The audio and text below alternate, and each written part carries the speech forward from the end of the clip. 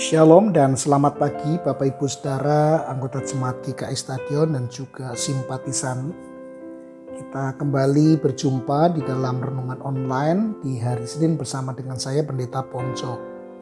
Kita akan merenungkan firman Tuhan dari kitab Wahyu pasal yang ke-10. Dan sebelum kita membacanya, mari kita berdoa terlebih dahulu.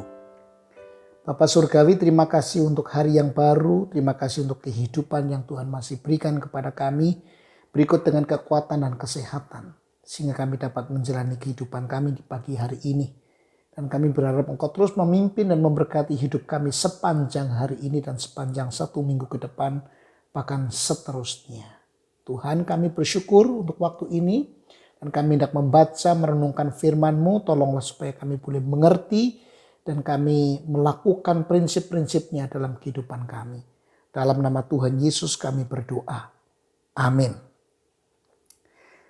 Saya akan membacakan beberapa ayat saja. Yang pertama ayat 7 dari Wahyu pasal 10.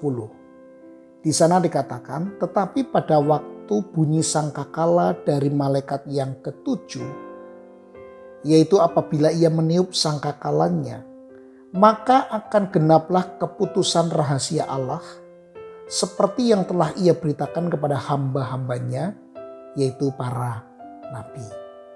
Lalu ayat yang ke-11, maka ia berkata kepadaku, engkau harus bernubuat lagi kepada banyak bangsa dan kaum dan bahasa dan raja. Sampai di sana pembacaan Alkitab firman Tuhan. Bapak Ibu Saudara yang dikasihi Tuhan, inti dari adanya kitab Wahyu adalah Tuhan mau membukakan sesuatu yang rahasia. Karena itu disebut Wahyu, dalam bahasa Inggris disebut Revelation. Sebenarnya lebih tepat jika diterjemahkan sebagai pengungkapan atau penyingkapan dari suatu rahasia tentang kejadian-kejadian yang akan datang, yang akan terjadi pada akhir zaman nanti. Biasanya hari itu disebut hari kiamat. Nah, kitab Wahyu memberikan sebuah gambaran tentang sebuah gulungan kitab, di mana di dalamnya termuat segala sesuatu yang akan terjadi pada akhir zaman nanti.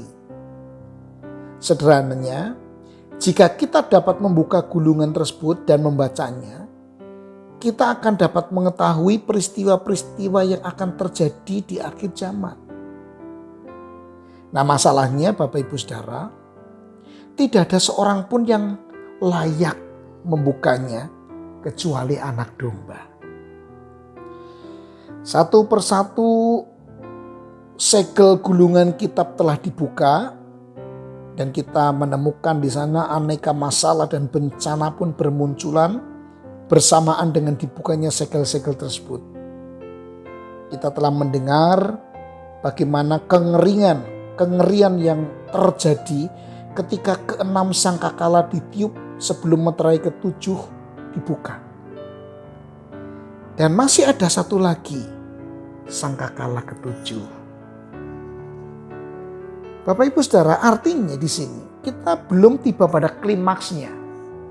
Kita masih harus menunggu lagi karena pada Wahyu pasal 10 dan pasal 11 ayat 1-14 masih menceritakan tentang apa yang akan terjadi sebelum sangkakala ke-7 ditiup. Jadi kita masih menunggu sebelum sangkakala ke-7 itu ditiup. Nah, mengapa Allah terkesan berlambat-lambat dan menunda-nunda membuka meterai ke-7 dan meniup sangkakala ke-7? Ini jawabannya. Karena inilah kesempatan sekali lagi yang diberikan Allah kepada manusia untuk bertobat. Sekali sangkakala ke-7 ditiup, itulah akhir dari segala sesuatu. Tidak ada pintu pertobatan atau pengampunan lagi. Penundaan ini Bapak Ibu Saudara dilakukan karena Tuhan masih mengasihi kita. Bahkan sebelum meterai ke-7 akan dibuka, Tuhan juga memberi tanda kepada orang percaya supaya sekalipun mereka harus memasuki penderitaan, mereka dapat bertahan. Nah, hari itu hari di mana zaman berakhir belum terjadi. Sebetulnya kita sedang berada di masa-masa menanti masa itu, hari itu. Dan Tuhan menghendaki kita bertobat. Sebelum hari itu terjadi, kita diminta untuk kembali kepada Tuhan.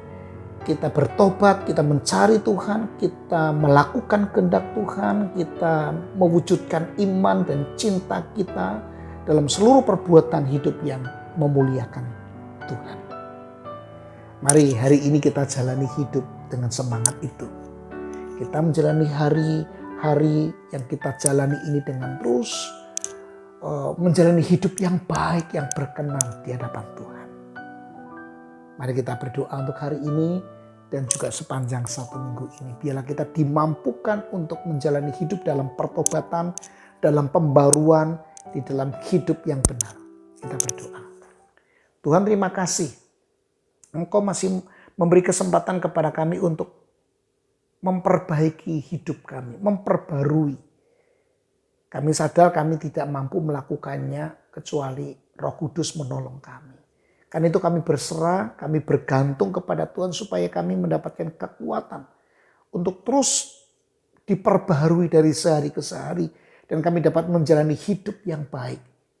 Menanti hari itu. Hari di mana semua akan berakhir. Dan Engkau akan menyatakan kemuliaannya yang kekal. Kemuliaannya yang luar biasa. Dan kami akan masuk di dalam kekekalan. Tuhan, terima kasih. Berkati jemaat-Mu yang hari ini menjalani kehidupan, pekerjaan, keluarga, usaha bisnis, studi, dan apapun. Semua diberkati oleh Tuhan. Inilah doa, syukur, dan permohonan kami ya Tuhan.